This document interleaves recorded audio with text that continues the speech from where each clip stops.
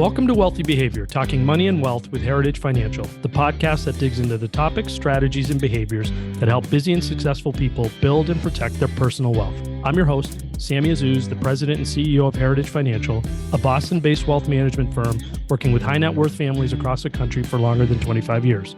Now let's talk about the wealthy behaviors that are key to a rich life.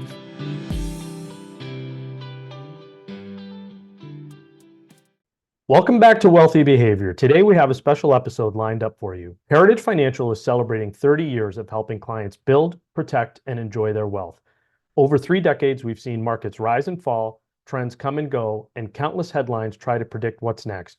But through it all, some investment principles have proven to be timeless. To mark this milestone, we asked some of our seasoned financial advisors to share their favorite pieces of investment wisdom, the kind of wisdom that doesn't just apply today, but can guide you through decades of market cycles. These are the insights we come back to again and again, no matter what's happening in the markets. Whether you're new to investing or a seasoned investor, you'll walk away with practical insights you can lean on, and we're excited to share them with you. So let's get started. Joining us now is Paul Higgins, a senior wealth manager at Heritage Financial, who's going to talk to us about the Rule of 72 and why he thinks it's an important personal finance concept that everyone should know. Paul, thanks for joining us. Well, thanks, Sammy. I appreciate the opportunity. And this is actually a concept that goes pretty far back with me, back to really my first finance class in college, and remembering having a professor talk about the power of compound interest and how it's been called the eighth wonder of the world. And for me, it was really just trying to understand from a financial perspective, if I'm investing my money, if I'm expecting a certain rate of return, how long will it take for my money to double? And so when you think of the rule of 72, take whatever you think your expected return might be over time, divide that into the number 72, and that will give you the number of years that it will take for your money to double. So for example, if I'm anticipating getting an 8% return on an investment over time, in 9 years, that investment will double in value. And that was something that at a young age really struck me as being pretty amazing, that you could invest and see your money working for you and being able to see what it will do over time. So when I think about that 8% compounding return, someone who's starting off with $1 million in just 9 years, that could turn into 2 million. In 18 years, that can turn into 4 million, and in 27 years to 8 million, 36 years to 16 million. When you start to think about someone who's investing for a long time and maybe investing for retirement, it's really amazing to think of what that growth can be, and the ability to use the rule of 72 to understand the importance of compound interest and what that can mean from an investment perspective. Absolutely. And also the returns that you'd be giving up if you were to just position those investments much more conservatively, in, let's say, cash in a money market earning 3%, that's 24 years for it to double. And that's not even counting the fact that it probably at that point is just keeping up with inflation. So it's really not growing at all. Absolutely. That's where people really need to understand that magnitude of difference between getting a good long-term investment return versus being conservative. It might be nice to be able to see that you can touch that at any time and maybe not see a lot of volatility in that return. But from a long-term investing perspective, that little bit of risk can have a huge impact on what the return could be over time. So for the money you're setting aside for the long run, understand that the rule of 72 is guiding you to an asset allocation that's going to help your money double a lot quicker than setting it aside in a more conservative vehicle that's not growing nearly as fast. Absolutely. The eighth wonder of the world, compound interest. Great. Thank you very much, Paul. Thanks, Sammy. Talking to Kevin Weber, Senior Wealth Manager at Heritage Financial, who works with a lot of young executives with RSUs and stocks options. And Kevin has some thoughts for us on how to plan around those. Yeah, thank you, Sammy.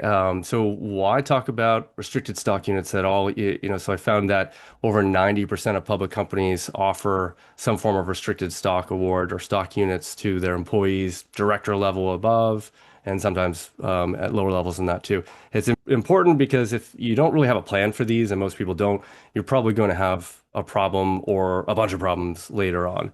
There's really three things that you kind of need to think about with restricted stock units. It's taxes, it's risk, and then it's also liquidity. So do you need the cash? So I'll just explain each of those at a high level. So taxes. So this is a form of equity compensation. So you are taxed on it as if you got a paycheck, but what you get is not cash, you get stock, right? That's pretty simple. It's taxed as income, just like anything else. The second thing is really risk. So when you receive this stock, you're taking more of an equity position in your company, which I think everybody knows. And over time, without a plan, this can really pile up, and you can have a lot of your money in your company stock without even really realizing it over time.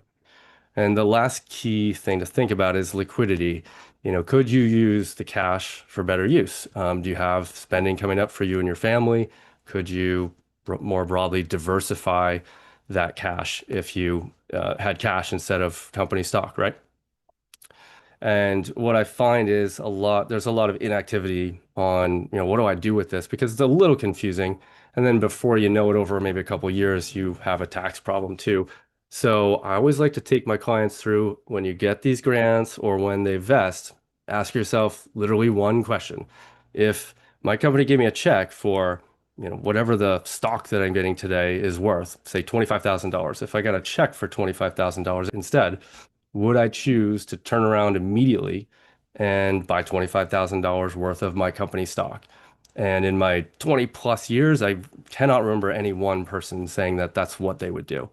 So, bottom line, go in with a plan, ask yourself that one question, and you can really get to your bottom line right away.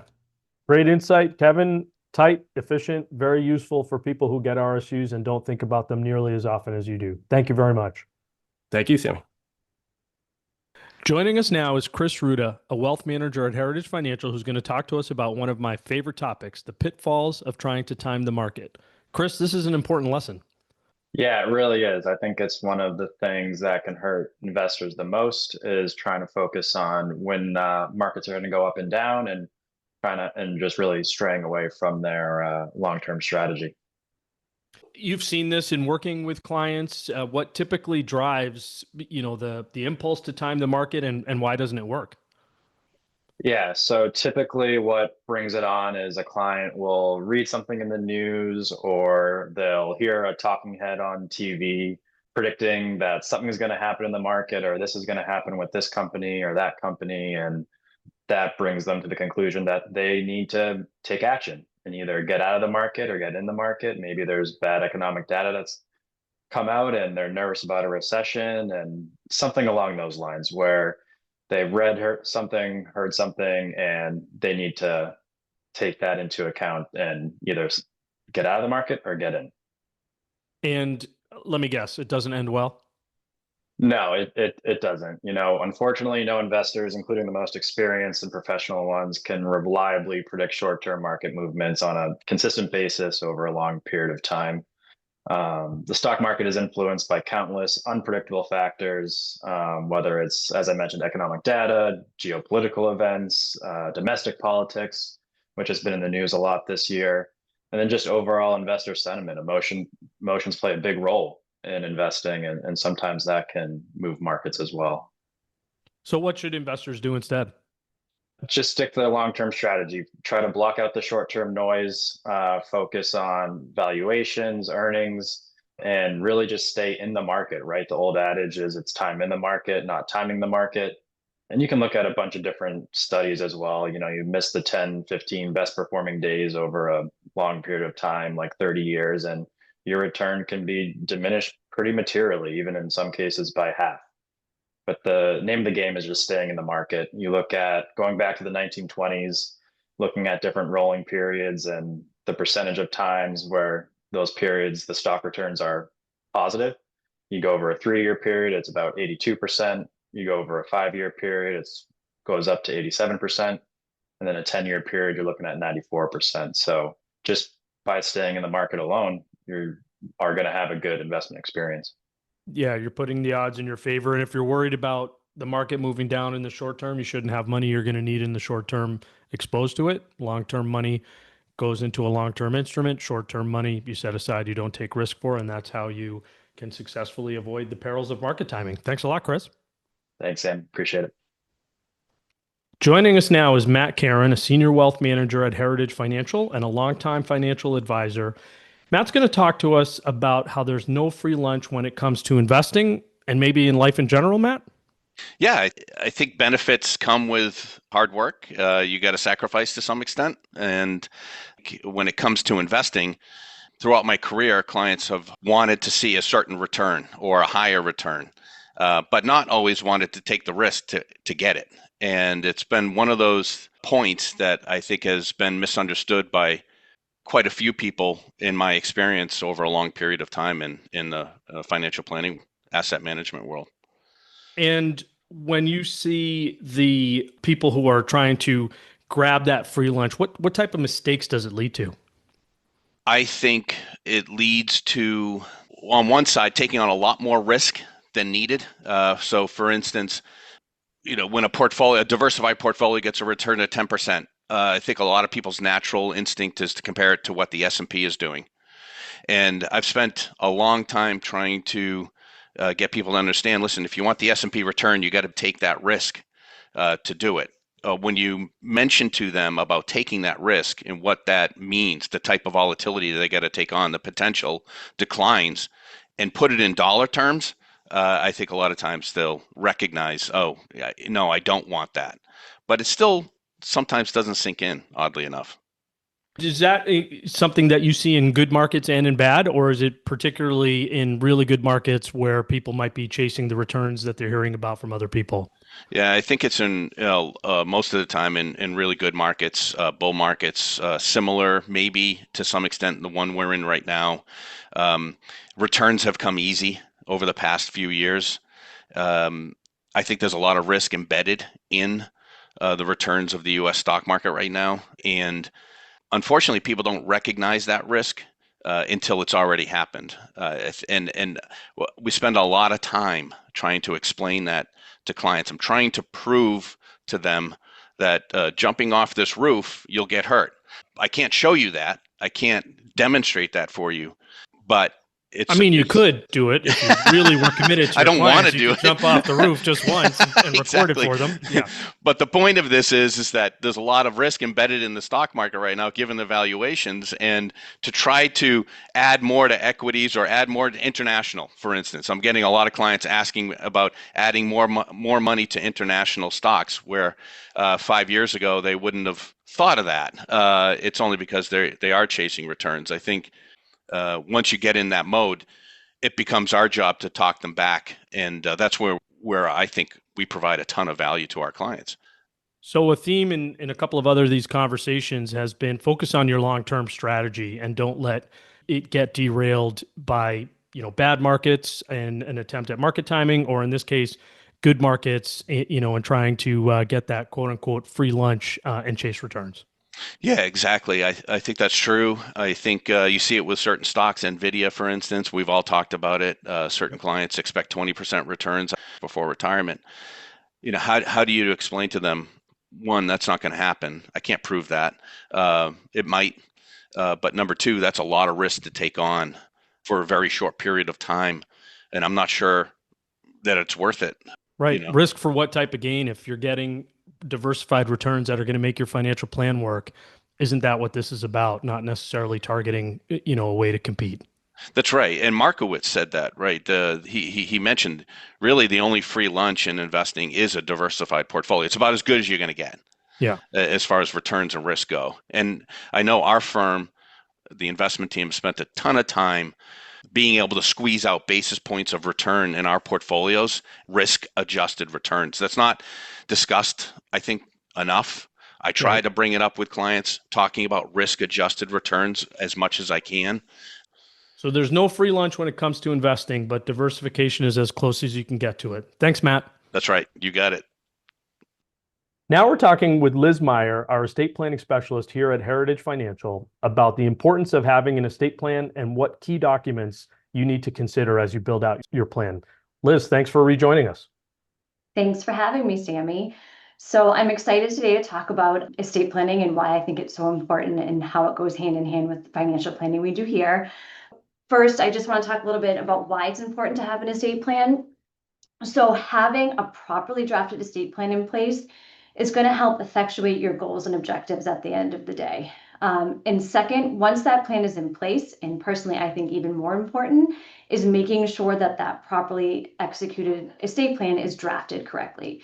And this is really where we see the crossover between estate planning attorneys and financial planners. And this is where the financial advisors play a big role as well. So I have seen in my years of practice, both on the estate planning side and the advisory side, that a lack of coordination between the estate planning attorneys, tax professionals, and financial advisors can unfortunately result in some fragmented strategies that fall short of the client's goals. So having the right plan in place and then making sure it's funded, I think is what's very important with estate planning and financial planning. So what are the key documents and what do they do or what do they provide people in terms of protection from either disability or death? Sure. So there's actually two parts to that. First is the estate planning while you're alive. And those are what we call living documents. So powers of attorney and healthcare proxies. And what those do is those appoint agents to step in on work on your behalf if you become incapacitated and can't make decisions on your own. So powers of attorney are appointing someone to make those financial and legal decisions that you would have wanted to have made if you were able to, but at that time you were incapacitated. So very important document to have and for your financial advisors to have a copy of as well.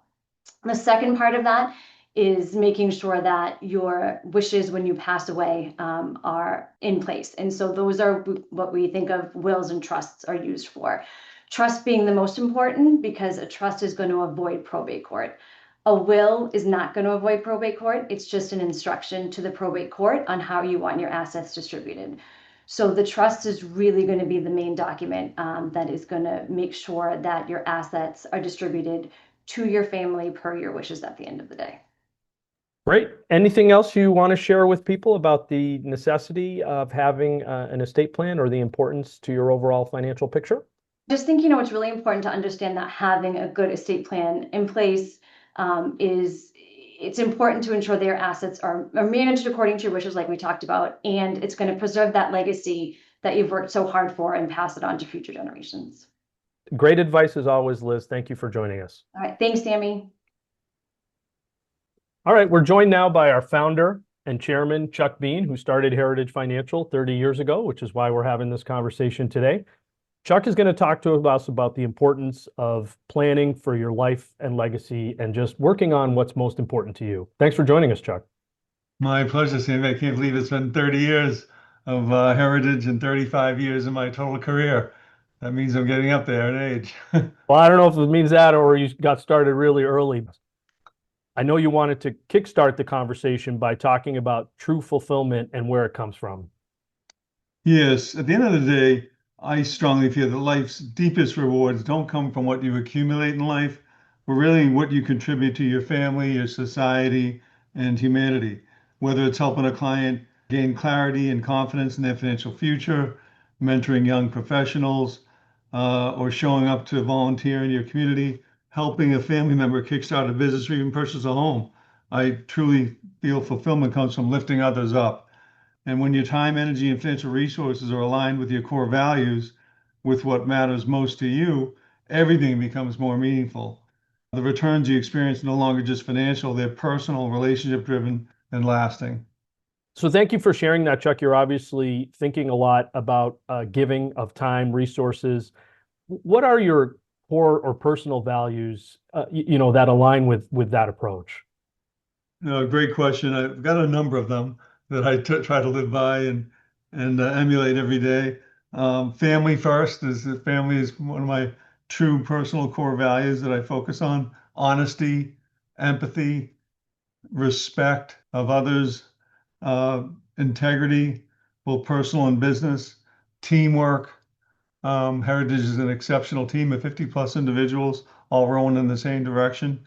Excellence, aspiring to be the best in everything that we can be, and compassion.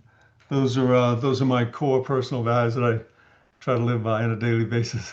And knowing you very well for the last 13 years, working very closely with you, particularly over the last 5, I know you emulate them very well. So it sounds like you feel part of our job is to help people build and grow their wealth so it can give them choices on what they want to do with it. Yes, I find that money can't buy time, but time is the ultimate non-renewable resource. And no matter who we are or what we can achieve, you can't buy more of it. When you use it wisely, money can create options. It can give you the freedom to spend your time doing what's most meaningful to you. It can allow you to care for family members and loved ones, support causes and charities that you believe in, or even simply enjoy life with less stress and more intention. In the end, wealth isn't about having more money or more material things. It's about having the flexibility to live on your terms and invest your time in ways that bring lasting peace, happiness, and purpose. Yeah, I think that's very well said. Thank you, Chuck. You've obviously been thinking about these things for a long time, both personally and professionally. What else do you feel like, contributes to life and legacy?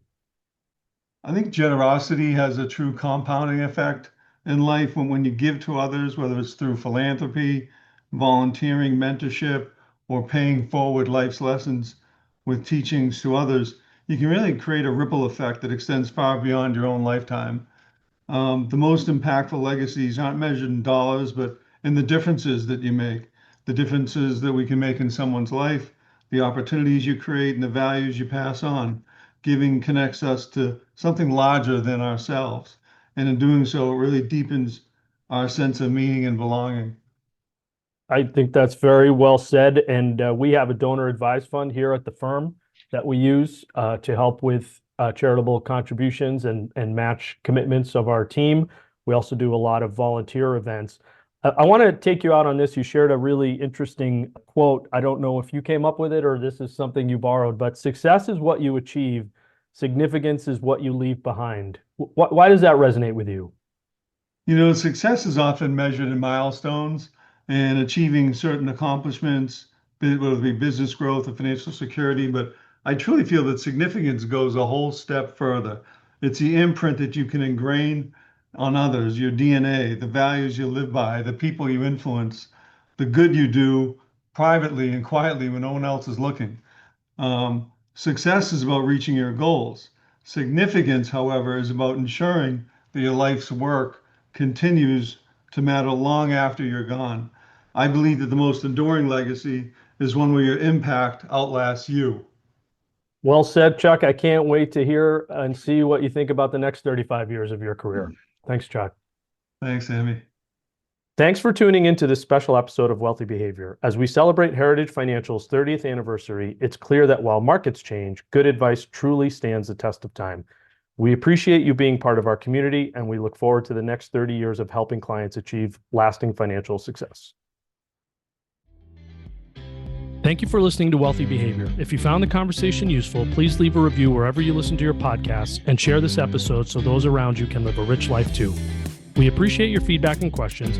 Please email us at wealthybehavior@heritagefinancial.net. For more insights, subscribe to our weekly blog at heritagefinancial.net and follow us on Facebook, Twitter, and LinkedIn. Check out my personal finance blog at thebostonadvisor.com. Wealthy Behavior is produced by Kushal Kakamis.